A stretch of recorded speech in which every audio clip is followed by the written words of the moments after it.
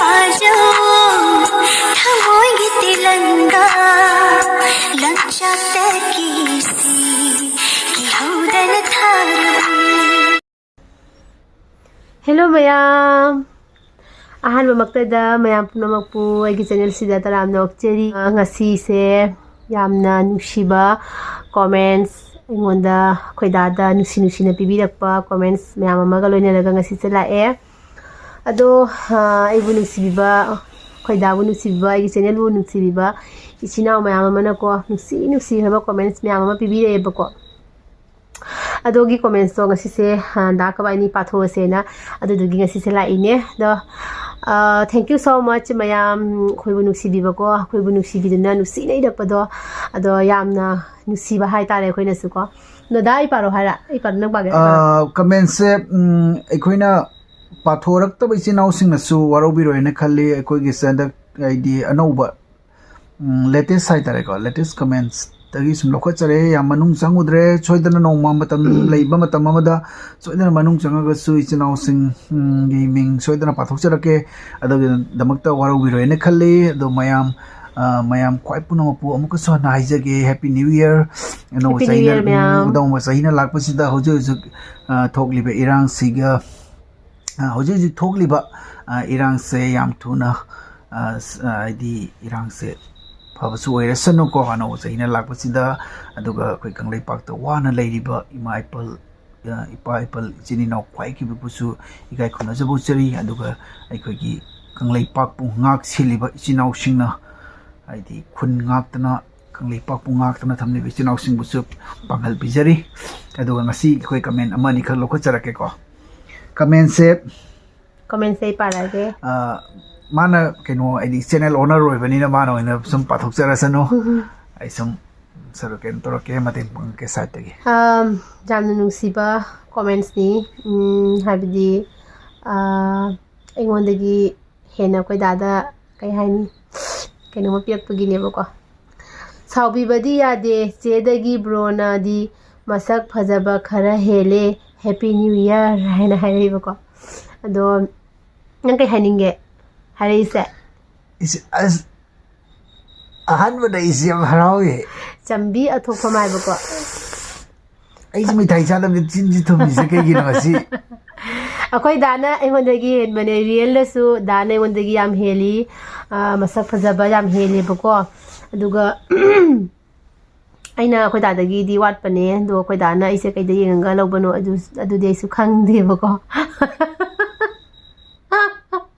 ado dana yam hen bane ngondagi mayam su hujik su dum jeng biyo dana rasi lei be hen bane ba koi ngondagi akoi da se chau tho khare phong tho khare hujik as sa de phan gre ta oi ma kai ne tai ai si ta bi ji ma kai ne ji oi ma chambi thokpam nangna koi da ingondagi dana hele harapadu koi da se haindi ko ba khum da si ai ko ado nang kanano phagi tawne no hai gro mauna kari hai no hai gro ba thank you chambi haningai tan thaga chari sagai sidi sona semak pani aduga gunde ngonde mana hele sas ai su thada ning ding ni mai ai se kaino aina Mau sidangi na kay yang na logi banu khang dia da ai magi makunchi yang logi bani adona wow ai kai gun jaw ga sibo lei ko ji thi le su gun lei thi gun lei ado ko thi le su gun lei jabane thi gun lei ai jene okay ko da nei do ise ai gi gun jeng ga lo bani hai kre ko ma'am ado next Dret Romesh thokpam na sigi video se yam nungai yam manle nokpada su loire sigumba nungai ba adum Thagalago ay Manipur da gine haina haiba mana haiba video se da khobani na hamu bomgi video ma mondrangi video ma nang thiba do adu do bom taraga ka khoina ka ai ko chen ma do adu do gi video du ga hairak pune bu ko Thank you so much ai di thawai yauna manung changaga hana gi video aina sigi kaino se lokholai se kaisungina te bako jamna manung changna hoigi video se yengi do adudugi lokhola pone bako हाइरिबा comment असी पुंग मरी की ममांग पिरक्प comments ने अदुगा video सेना अरिक पिर थानी मुक्ति सुर मारे को थानी हुमुकी ममांग थानी हुमुकी ममांग सेम खिबा वीडियो नि अदो मनुंग योना चंगबिरगा खुगी वीडियो जेंगबिरंबा अगी इनाव हाइ तारे को इनाव बु हाइनिंग आलितन थागचरी असुमाइना मतम पुनमक्ता सपोर्ट टोबियो नुक्सिबियो कोइसु अंगम थाक तो मयाम सेवा तोबा ngamjaba ओइजगे Thank you so much. Aduga gidi next na @susma singha 3925 mana haiba tadoga inamaga desa acting tawbase yamna pakchai nungsu nungai ai inama anuse acting yamna hai aidi inama anuse yamna nungsi haina haire ko Thank you Susma akoida khabani bu nusi habirakpa aduga aibu yam nusi habirakpa do aina sungam khailaitana Susma bu nusi jai sak udraga su haireiba ireiba wahai khara sida ko yam nusi ba phawi ko aduga kai haigani asmaina akoibu nusi bagi comments pirakpa se akoi gi thongna happy ba ko yamna aduna aduga acting aise acting jam na hayena haibado acting kesu haiba nate mana pisi comments pire da short pirak pane ba ko short ai gananga same khak short of giba da pirak pane ba ado acting se kesu jam na haiba nate da dum haidi sum khara dum mayam mana bai sum tau bane ba ko matau tamba hai ta mi tau tamba matau mi gi matau sum do jenga ga tamba mayam su mayam tau rei da thaga leidna ko moi dagi sum mong matau du yengjara ko matau sum tamjabani adu nung sibi dana haibira ko salai phobani kaigumba koina acting tawrakpada khangde adaidi akoina ngangthorakpada khangde kaigumba soigiba lankiba yauraga su Chinaw mayamna ima sing pabung sing mayamna ko khoi ngak piu ngangak soigi na tawbani natragana che na bai na soigi na tawbani haina khangdana tawbani haina dama ngak piu bako soiba sumyam madum jawrak kadoine punamakti kaisu haidi soida badu oirak toina te soiba sum jawrak toine bako ado soi de do asita soi che semai chum thopiu haina dumana dum haibiro bako अखोना सेमेबा आईदी funny video खंगदे अमा खंगदे तव मतमदा हाइरोदब वाही किया हाइदोखिबा यावरगसु खय ma'am ना ngakpigani pangliba ngangatani khanbira ngakpiu ko na @sangita nomai them 6373 na ngasidi yamna phajai ko itase nakhoigi hero na ngauram lani soidana hai asina kai da pirapano haiba kanda hadak kainonda Lakhipur Fulator chalubado Sarma catering na koi chako bugi chalubado adugai da harakpani bako is adone with the issue phasai na kino yes isu langdro lagi na phasai adu ding to koi da ado duga harakpani bako ado na kai haninge noi koi da noi da na ngaurum lani soidana haija kai kai haninge haninga litan thagachari ado aina ngaubadi numit do khakta danate aina ngaubadi aina laudringai dagi ngaurakpadona hauji pau ngauri puji sipa ngauna leigani dagidi aduga next kisina @iradharani 5727 anu kaiba nakhoi anigi blog yengbada ai nungai nokpada sige tawi kaiba nangi nupagi phagi tawbado jam nungai Q&A da phattaba ngangliba mi singdo mapunsida kaiba mayumdagi mapan thoktaba mi oiramgani third class mini isa Lakhipur dagi ne Guwahati da leire hojikti ai anugi blog pumba thadokte nungaiba mathang hapiragu jengani mabuk phataba hui haige mawa lauganu mapunsida adugumba mido chakwataduna asum leiradrobani haiba do haidi akhoida jamna haidi kaino pibirakpado kai haigani thauna hapirakpado ko yamna nusi na ibirakpado ꯑꯗꯨꯗꯨꯒꯤ ꯌꯥꯝ ꯅꯨꯡꯁꯤꯕꯀꯣ ꯏꯆꯦꯁꯦ ꯏꯆꯦ ꯑꯣꯏꯒꯗ꯭ꯔꯥ ꯅꯠꯇ꯭ꯔꯒ ꯑꯩꯒꯤ ꯏꯃꯥꯟꯅꯕꯤ ꯅꯣꯒꯥ ꯑꯣꯏꯗꯣꯏꯔꯥ ꯑꯗꯨꯗꯤ ꯈꯪꯗ꯭ꯔꯦ ꯑꯗꯣ ꯌꯥꯝꯅ ꯑꯩꯈꯣꯏꯗ ꯊꯧꯅꯥ ꯍꯥꯞꯄꯤꯔꯛꯄꯁꯦ ꯌꯥꯝ ꯅꯨꯡꯁꯤꯕꯀꯣ ꯑꯗꯣ ꯁꯨꯃꯥꯏꯅ ꯃꯇꯝ ꯄꯨꯝꯅꯃꯛꯇ ꯁꯞꯄꯣꯔꯠ ꯇꯧꯕꯤꯌꯨ ꯍꯥꯏꯅ ꯍꯥꯏꯖꯒꯦ ꯑꯗꯨꯒ ꯅꯦꯛꯁꯀꯤ ꯄꯥꯔꯛꯑꯒꯦ ꯁꯤꯁꯦ ꯍꯟꯗꯛ ꯅꯣꯡ ꯅꯤꯅꯤꯁꯤꯒ ꯄꯤꯔꯛꯄ ꯀꯣꯃꯦꯟꯠꯁꯅꯤꯀꯣ ꯀꯔꯤ ꯍꯥꯏꯕ ꯁꯨꯄ꯭ꯔꯤꯌꯥ ꯂꯨꯋꯥꯡꯕꯤ 8040 ꯃꯥꯅ ꯍꯥꯏ ꯏꯆꯦ ꯑꯅꯨꯁꯦ ꯊꯕꯛ ꯌꯥꯝ ꯀꯜꯂꯦ ꯋꯥꯕꯁꯨ ꯃꯥꯟꯗꯦ ꯅꯣꯛꯅꯇ ꯂꯩ ꯇꯥꯗꯣ ꯃꯔꯥꯏꯕꯛ ꯐꯩ ꯑꯩꯈꯣꯏꯗꯤ ꯅꯍꯥ ꯑꯣꯏꯅ ꯈ꯭ꯋꯥꯡꯁꯦ ꯌꯥꯗ꯭ꯔꯦ ꯍꯤꯗꯥꯛ ꯆꯥꯅ ꯕꯦꯜꯠ ꯐꯥꯔꯤ ꯊꯕꯛ ꯁꯨꯕꯗꯤ ꯂꯥꯏꯔꯅ ꯀꯜꯂꯛꯆꯩꯌꯦ ꯏꯆꯦꯒꯤ ꯊꯧꯅꯥꯗꯣ ꯍꯥꯏꯅ ꯑꯗꯨꯃꯥꯏꯅ ꯍꯥꯏꯔꯦꯀꯣ ꯁꯨꯄ꯭ꯔꯤꯌꯥ ꯀꯔꯤ ꯍꯥꯏꯅꯤ ꯄꯨꯟꯁꯤꯁꯦ ꯍꯤꯡꯅꯕ ꯑꯗꯨꯝ ꯍꯣꯠꯅꯕꯅꯤ ꯀꯣ ꯊꯧꯅꯥ ꯂꯩꯇꯕ ꯌꯥꯗꯦ ꯊꯧꯅꯥ ꯍꯟꯕ ꯌꯥꯗꯦ ꯍꯤꯡꯗꯕ ꯌꯥꯗꯦ ꯏꯆꯥꯁꯤꯡ ꯃꯤ ꯑꯣꯏꯅꯕ ꯁꯦꯝꯗꯕ ꯌꯥꯗꯦ ꯑꯗꯨꯅ ꯀꯩ ꯍꯥꯏꯗꯣꯏꯅꯣ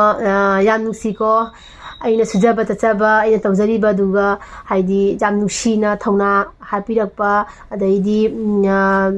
ꯌꯥꯝꯅ ꯀꯜꯂꯛꯆꯕ ꯑꯗꯨꯃꯥꯏꯅ ꯑꯣꯏ ꯀꯥꯏꯅ ꯍꯥꯏꯔꯛꯄꯗꯣ ꯑꯗꯣ ꯑꯩꯁꯨ ꯀꯔꯤ ꯍꯥꯏꯒꯅꯤ ꯑꯩꯅ ꯕ꯭ꯂꯣꯛ ꯁꯦꯝꯗꯅ ꯑꯩꯅ ꯚꯤꯗꯤꯑꯣ ꯁꯦꯝꯖꯗꯅ ꯊꯥꯡꯒꯠꯆꯔꯤꯕ ꯈꯔꯁꯦ ꯃꯍꯩ ꯌꯥꯜꯂꯦ ꯍꯥꯏꯅ ꯑꯩꯅꯁꯨ ꯈꯟꯖꯔꯦ ꯀꯩꯒꯤꯅꯣ ꯍꯥꯏꯕꯗꯤ ꯑꯩꯅ ꯊꯥꯡꯒꯠꯆꯔꯤꯕꯗꯣ ꯌꯥꯝꯅ ꯅꯨꯡꯁꯤꯕꯤꯕ ꯏꯆꯤꯜ ꯏꯅꯥꯎ ꯃꯌꯥꯝꯅ ꯌꯥꯝ ꯅꯨꯡꯁꯤꯅ ꯁꯨꯃꯥꯏꯅ ꯍꯥꯏꯕꯤꯔꯛꯄꯁꯦ ꯌꯥꯝ ꯍꯔꯥꯎꯏꯀꯣ ꯑꯗꯣ ꯌꯥꯝ ꯊꯨꯅ ꯈ꯭ꯋꯥꯡꯗ ꯕꯦꯜ ꯐꯥꯏ ꯍꯥꯏꯁꯦ ꯀꯔꯤꯒꯨꯝꯕ ꯁꯣꯏꯕꯗꯒꯤ ꯐꯥꯕ꯭ꯔꯥ ꯅꯠꯇ꯭ꯔꯒ ꯁꯨꯝ ꯈ꯭ꯋꯥꯡ ꯅꯥꯕꯗꯒꯤ ꯑꯣꯏꯔꯤꯔꯥ ꯑꯗꯨꯁꯨ ꯌꯥꯝ ꯅꯨꯡꯉꯥꯏꯖꯗꯦꯀꯣ ꯑꯗꯣ ꯌꯥꯝ ꯊꯨꯅ ꯑꯊꯨꯕꯤꯗ ꯈ꯭ꯋꯥꯡ ꯅꯥꯕꯗꯁꯨ ꯐꯕ ꯑꯣꯏꯔꯣ ꯑꯗꯨꯒ ꯁꯨ ꯅꯣꯝꯕ ꯉꯝꯕ ꯑꯣꯏꯔꯁꯅꯨ ꯍꯥꯏꯅ ꯏꯁꯣꯔꯗ ꯊꯧꯅꯤꯖꯒꯦ ꯑꯗꯨꯒ ꯑꯩꯁꯦ ꯅꯣꯡꯃꯇ ꯂꯩꯌꯦꯅ ꯍꯥꯏꯕꯗꯣ ꯋꯥꯗꯕ꯭ꯔꯥ ꯈꯪꯗꯦ ꯅꯣꯡꯃꯇ ꯂꯩ ꯍꯥꯏꯕꯗꯣ ꯀꯩ ꯍꯥꯏꯒꯅꯤ ꯑꯗꯨꯝ ꯑꯩꯁꯦ ꯈꯔ ꯅꯣꯛꯄ ꯄꯥꯝꯖꯕ ꯃꯤꯅꯦꯕꯀꯣ ꯅꯣꯛꯅꯈꯦꯅ ꯑꯗꯨꯝ ꯑꯩꯁꯦ ꯌꯥꯝ ꯂꯥꯡꯖꯕꯗꯤ ꯃꯤꯅꯦꯕ ꯑꯗꯣ ꯍꯧꯖꯤꯛꯇꯤ ꯂꯥꯡꯉꯨ ꯍꯥꯏꯕ ꯌꯥꯗ꯭ꯔꯦ ꯑꯩꯒꯤ ꯐꯤꯕꯝꯅ ꯂꯥꯡꯉꯨ ꯍꯥꯏꯕ ꯌꯥꯗ꯭ꯔꯦ ꯍꯧꯖꯤꯛꯁꯦ ꯑꯗꯨꯅ ꯅꯣꯛꯄꯁꯤ ꯌꯥꯝ ꯄꯥꯝꯖꯩꯌꯦ ꯑꯩꯁꯦ ꯑꯩꯈꯣꯏ ꯗꯥꯅ ꯑꯗꯨꯝ ꯐꯥꯒꯤ ꯇꯧꯒꯜꯂꯦꯕꯀꯣ ꯑꯩꯈꯣꯏ ꯗꯥꯁꯦ ꯑꯗꯨꯝ ꯚꯤꯗꯤꯑꯣꯗꯁꯨ ꯃꯥꯁꯦ ꯐꯅꯤ ꯑꯣꯏꯕꯗꯣ ꯔꯤꯌꯦꯜꯗꯁꯨ ꯑꯗꯨꯝ ꯐꯅꯤ ꯑꯣꯏꯌꯦꯕꯀꯣ ꯃꯥꯁꯦ ꯑꯗꯨꯅ ꯃꯥꯁꯤꯅ ꯉꯥꯏꯍꯥꯛ ꯂꯩꯇ ꯑꯗꯨꯝ ꯐꯥꯒꯤ ꯇꯧꯔꯛꯄ ꯍꯥꯏꯇꯥꯔꯦ ꯑꯗꯨꯒ ꯑꯩꯁꯦ ꯌꯥꯝ ꯅꯣꯛꯀꯟꯕ ꯃꯥꯅ ꯐꯥꯒꯤ ꯇꯧꯔꯛꯄ ꯑꯩ ꯅꯣꯛꯄ ꯁꯨꯃꯥꯏꯅ ꯑꯩ ꯌꯥꯝ ꯅꯣꯛꯀꯜꯂꯦꯕꯀꯣ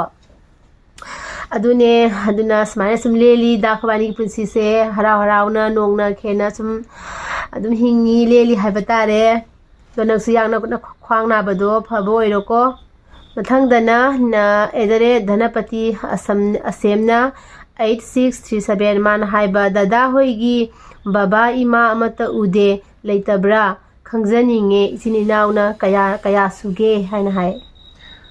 ꯑꯩꯈꯣꯏꯒꯤ ꯑꯁꯦꯡꯕꯗꯤ ꯑꯩꯈꯣꯏ ꯏꯆꯤꯟ ꯏꯅꯥꯎ 5ꯅꯤ ꯅꯨꯄꯥ 3 ꯅꯨꯄꯤ 2ꯅꯦꯕꯀꯣ ꯑꯗꯣ ꯏꯄꯟꯊꯧ ꯑꯃꯗꯤ ꯏꯃꯥꯟꯙꯧ ꯃꯣꯏꯒꯤ ꯑꯉꯥꯡ ꯌꯥꯎꯗꯦ ꯑꯗꯣ ꯑꯩꯅ ꯆꯥꯎꯔꯛꯑꯀꯥꯟꯗ ꯌꯥꯝ ꯄꯤꯛꯏꯉꯩꯗꯕꯨꯗꯤ ꯅꯠꯇꯦ ꯀ꯭ꯂꯥꯁ 9 10 ꯇꯝꯃꯛꯄ ꯑꯗꯨꯋꯥꯏꯗ ꯃꯣꯏꯅ ꯑꯩꯁꯦ ꯁꯨꯝ ꯌꯣꯛꯄ ꯍꯥꯏꯇꯥꯔꯦꯀꯣ ꯑꯩꯈꯣꯏ ꯏꯃꯨꯡ ꯃꯅꯨꯡꯒꯤ ꯁꯨꯝ ꯇꯣꯉꯥꯟ ꯆꯥꯟꯅꯕ ꯍꯥꯏꯅ ꯀꯩꯅꯣ ꯇꯧꯋꯤꯗꯅꯀꯣ ꯑꯗꯨꯗ ꯑꯩꯁꯦ ꯃꯣꯏꯅ ꯌꯣꯛꯆꯕ ꯑꯗꯨꯗꯒꯤ ꯍꯧꯖꯤꯛꯇꯤ ꯑꯩꯒꯤ ꯏꯄꯟꯙꯧꯗꯣ ꯃꯥꯁꯨ ꯂꯩꯈꯤꯗ꯭ꯔꯦ ꯏꯃꯥꯟꯙꯧꯅ ꯍꯥꯟꯅ ꯂꯩꯈꯤꯗꯕꯅꯤ ꯏꯄꯟꯙꯧꯁꯨ ꯂꯩꯈꯤꯗ꯭ꯔꯦ ꯏꯃꯥꯟꯙꯧꯁꯨ ꯂꯩꯈꯤꯗ꯭ꯔꯦ ꯑꯗꯨꯅ ꯍꯧꯖꯤꯛꯇꯤ ꯏꯃꯨꯡꯒꯤ ꯑꯍꯜ ꯂꯃꯟꯁꯤꯡ ꯍꯥꯏꯗꯣ ꯂꯩꯇ꯭ꯔꯦ ꯑꯗꯣ ꯑꯩꯅ ꯌꯨꯝꯁꯤꯒꯤ ꯑꯍꯟ ꯑꯣꯏꯅ ꯍꯧꯖꯤꯛ ꯍꯤꯡꯂꯤ ꯑꯗꯨꯒ ꯃꯊꯪꯒꯤꯁꯤꯅ @romansing3706 ꯑꯩꯗꯤ ꯃꯅꯤꯄꯨꯔꯒꯤ ꯋꯥꯡꯃꯗ ꯂꯩꯔꯤꯕ ꯃꯩꯇꯩꯁꯤꯡꯕꯨ ꯌꯥꯝꯅ ꯅꯨꯡꯁꯤꯕ ꯃꯤꯅꯤ ꯏꯟꯇꯔꯅꯦꯠꯀꯤ ꯃꯇꯦꯡ ꯂꯧꯔꯒ ꯃꯈꯣꯏꯒꯤ lifestyle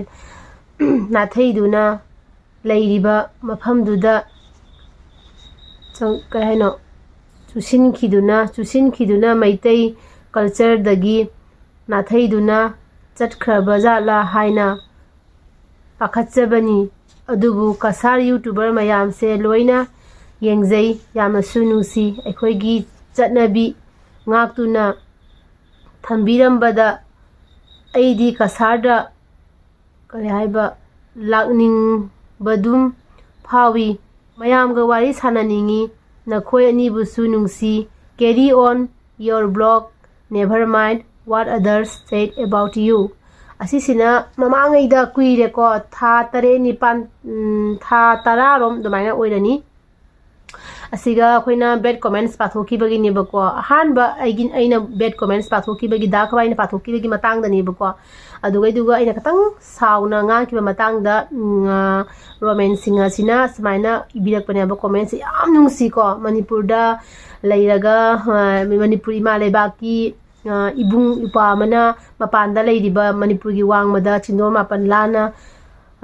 lapna leigraba ichina akhoi singbu kamaina hingiba kamaina chariba kamaina thaiba haina akhoi gi blog sing se yenga khangjaning bado ko akhoi se kamai tawrige haibado ado laaga su khoi ga wari saraninge unaninge haibase yamna harawe lakpiyo kasada lakpiyo aduga unase wari sanase awanungai wari ma'am ama sana samina se tai kai haigani hoi bad comments sidi akoi ayamada ignore tawjare kaigina haibada social media da thoglabadi bad comments laktoini hadagidi positive su lakani negative su lakani aduduna haidi na punamak se kai haigani khoi ignore tawra chachare bakwa adu yam thiba wahaina kai mangak pa taragadi adugidi reply de sun pijarakani sauda bidako ado yam thina hai se migi di sentiment sokpa aigi taklo tabada yam tujung ngai oiba word yam seasoner pa yam jawi aidi ado moi se lairi khai dana bu tawrira laisu khang dana bu tawrira do di haibiza bangam jade duga mi macha ta ba yam comments pirak taba natte pire duga koi hai asida kai ga mind out re kai gi koina akoi na tawbusida asoiba yauna haibirak ba oirabsu adu rasu enoi to ida pai pakte adamai to oina semdok piro adu oitargade khoi yam haujana accept tawjage adu natabida khoi hayai de ba fi thong da bagi mawong da chairak pa yam jawe aduga aikoina mafam sida manipur gi wangmada aikoina leiri se khoi su chauthok chana leiri ne khoi maitei gi leibak ama leiko ima leibak kang leipak ama lei ena chauthok chana leiri mi aduna hauji oiba irang siga su aikoina yam sathina penjada ba nuaita ba Paui ko koina aduna mayam kangli pakta leiba khoi mayam nasu matam punam da khanbiu ko gi manipur ni wang da leiba asam da leiba maitai masa sing sisu maitai masa ni ko ko manipur gi tamak ta matam punam ta let na legi aduga khoi maitai culture nga ga chachari manipur gi wang da mapan da leigiba oiraga su ko akhoi se maitai culture nga ga chachai aduga akhoi wakhalon se akhoi maitai machani haidana akhoi nataba oidaba karigumma ma akhoi khanba lejade yam sengna maitai masani hana chachai ko adone akhoi mi macha ta daba di kasar macha chaina kasar macha pallaga chairak pasu kongkai mani aduga kasar macha basu yam chapteina nungsina sonbirak pasu yaudaba natte adu akhoina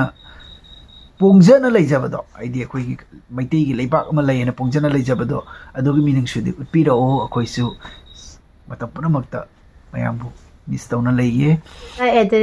@sandebi 3065 na anu khuman nang yumse kadai dano yam nungsi yamna su chammi first kameni habirago koiba lake hai maleko ado aigi jumse aise kasar gine kasar sunai chandam lakai gine lao koiba lao sumko ado yam aibu nungsi habirakpa yam thina ina su nungsi mayambu aduga yam nusiba comment su lae ko ebi jam nusi ne birakpa @henthoi wahengbam 99 na je anu se kuira sum phaja thoglag eko aina hairaga lapki symbol ga pisale ado thank you aise khangde da thira phajari ra kain khangde ko ado aibu phajaye na habirakpa yam harawe yam nungai ko duga next na @karaiba Pramodini Konsam 7380 na yengba yam nungai anudi angang sum manthorag may you be happy always time hi thank you so much Pramodini thank you so much nangsun matam puna mata nungai ai phana layo aduga khoibu namna nusibiba ado aidi akhoi channel bu jengbidana samaina comments ka thabirak pase nusiba comments ka thabirak pase yam nungai aduga ai sak phaja thoye na haibadu ai gaisi sak phaja dabane adu manaba tawine ado te kai haigani silo mana da te leiba lagidi next mamulai ko @kiranmala singha 2853 na noi imung da mi mari khak leise loina manai mutak tawraga rasi loina lei ꯍꯥꯏꯔꯣꯗ ꯀꯔꯤ ꯍꯥꯏꯗꯣꯏꯅꯣ Thank you.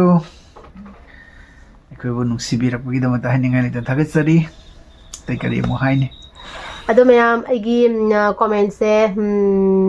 ꯉꯁꯤꯒꯤ ꯑꯣꯏꯅꯗꯤ ꯂꯣꯏꯁꯤꯟꯖꯔꯒꯦ ꯀꯔꯤꯒꯨꯝꯕ ꯀꯃꯦꯟꯠꯁꯤ ꯃꯌꯥꯝ ꯂꯩꯈꯤꯕꯅꯦ ꯀꯣꯃꯦꯟꯠꯁꯤ ꯃꯌꯥꯝ ꯂꯩꯈꯤꯕꯀꯣ ꯑꯗꯣ ꯑꯩꯅ ꯁ꯭ꯀ꯭ꯔꯤꯟꯁꯣꯠ ꯂꯧꯍꯧꯗꯕꯒꯨꯝꯕ ꯑꯗꯒꯤꯗꯤ ꯍꯧꯖꯤꯛꯁꯦ ꯊꯤꯕꯒ ꯐꯪꯗꯦꯕꯀꯣ ꯂꯩꯗꯤ ꯂꯩꯈꯤꯕ ꯑꯗꯣ ꯃꯌꯥꯝ ꯋꯥꯔꯧꯕ ꯌꯥꯗꯦ ꯀꯣꯃꯦꯟꯠꯁ ꯄꯥꯕꯤꯔꯛꯇꯦ ꯃꯤꯡ ꯍꯥꯏꯗꯣꯛꯄꯤꯔꯛꯇꯦ ꯍꯥꯏꯅ ꯋꯥꯔꯧꯕꯤꯒꯅꯨ ꯑꯗꯣ ꯑꯗꯨꯝ ꯅꯦꯛꯁꯇ ꯑꯃꯨꯛ ꯏꯕꯤꯔꯛꯑꯣꯀꯣ ꯅꯨꯡꯁꯤꯕ ꯀꯣꯃꯦꯟꯠꯁꯇꯣ ꯑꯗꯨꯒ ꯅꯦꯛꯁꯇ ꯑꯗꯨꯝ ꯄꯥꯊꯣꯛꯆꯔꯛꯀꯦ ꯑꯗꯨꯒ ꯀꯩ ꯍꯥꯏꯒꯅꯤ ꯀꯩ ꯍꯥꯏꯗꯣꯏꯅꯣ ꯈꯪꯗꯦ ꯑꯩꯒꯤ ꯆꯦꯅꯦꯜꯕꯨ ꯁꯞꯄꯣꯔꯠ ꯇꯧꯗꯨꯅ ꯂꯥꯛꯄꯤꯔꯤꯕ ꯑꯩꯒꯤ ꯆꯦꯅꯦꯜꯕꯨ ꯅꯨꯡꯁꯤꯅ ꯌꯦꯡꯕꯤꯔꯤꯕ ꯃꯌꯥꯝ ꯄꯨꯝꯅꯃꯛꯄꯨ ꯉꯝꯈꯩ ꯂꯩꯇꯅ ꯑꯩꯉꯣꯟꯗꯒꯤꯁꯨ ꯗꯥꯗꯒꯤꯁꯨ ꯅꯨꯡꯁꯤꯕ ꯐꯣꯡꯗꯣꯛꯆꯔꯤ ꯑꯗꯨꯒ ꯃꯇꯝ ꯄꯨꯝꯅꯃꯛꯇ ꯑꯩꯈꯣꯏꯕꯨ ꯁꯞꯄꯣꯔꯠ ꯇꯧꯕꯤꯌꯨ ꯑꯗꯨꯒ ꯍꯥꯟꯅꯗꯒꯤ ꯁꯞꯄꯣꯔꯠ ꯇꯧꯗꯨꯅ ꯂꯥꯛꯄꯤꯔꯤꯕ ꯏꯆꯤꯜ ꯏꯅꯥꯎꯁꯤꯡꯕꯨꯁꯨꯉꯝꯈꯩ ꯂꯩꯇꯅ ꯊꯥꯒꯠꯆꯔꯤ ꯀꯩ ꯍꯥꯏꯅꯤ ꯑꯅꯧꯕ ꯏꯆꯤꯟꯅꯥꯎꯁꯤꯡꯅ ꯑꯗꯨꯒ ꯑꯅꯧꯕ ꯆꯪꯕꯤꯔꯛꯄ ꯏꯆꯤꯟꯅꯥꯎꯁꯤꯡ ꯌꯥꯎꯔꯒꯗꯤ ꯁꯞꯄꯣꯔꯠ ꯇꯧꯕꯤꯌꯨ ꯈꯨꯗꯛꯇ ꯊꯦꯡꯅꯕ ꯏꯆꯤꯟꯅꯥꯎꯁꯤꯡ ꯑꯣꯏꯔꯒꯗꯤ ꯑꯩꯈꯣꯏꯕꯨ ꯁꯨꯝ ꯅꯨꯡꯁꯤꯕꯤꯌꯨ ꯅꯨꯡꯁꯤꯕꯤꯗꯨꯅ ꯁꯕꯁꯀ꯭राꯏꯕ ꯇꯧꯕꯤꯔꯝꯃꯣ ꯂꯥꯏꯛ ꯁꯦꯌꯔ ꯑꯦꯟ ꯁꯕꯁꯀ꯭राꯏꯕ ꯇꯧꯕꯤꯔꯝꯃꯣꯀꯣ ꯅꯠꯇ꯭ꯔꯒ ꯅꯦꯛꯁ ꯚꯤꯗꯤꯑꯣꯗ ꯑꯃꯨꯛ ꯗꯥꯀꯕꯥꯅꯤ ꯀꯔꯤ ꯄꯨꯔꯛꯄ ꯌꯥꯕ ꯑꯗꯨꯝ